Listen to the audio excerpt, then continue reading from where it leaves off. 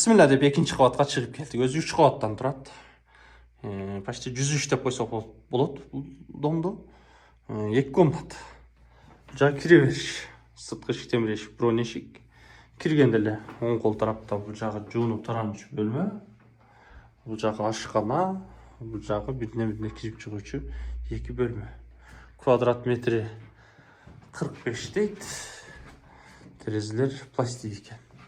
Ақшасы $53.000, біраз түші беру жолы бар. Ипотека жолы қаралған, одобрение алғандар салсаңыздар болады.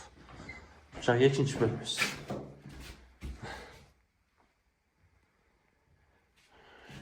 Батарейка қойған, өтініші жылу екен. Кирпич.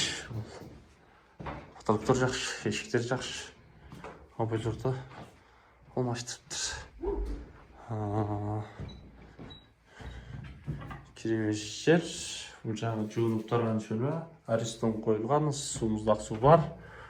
Бұл жағы ашқана. Су, свет, газ, отопление. Бүт бардығы централный. Шу тұрышта қалады екен бардық. Алам деген ағайында сұр бөлішіп қойыңыздар. Біз осы жарындамыз. ХБК-да. Салива 6-шы дом. Бөлішіп қойсаңыздар қалады. Алам деген достыр. Көрерман, азыркы 2 бөлмөлүү батирдин тарихине токтолсок, биз ош шаарындабыз, ХБК-да Салива 6-шы домдобуз. Могул Кудай берген базары. ХБК-да запчасында. Но дом, 2-чи кабаты, ипотека жолу бар. Кирпичтен.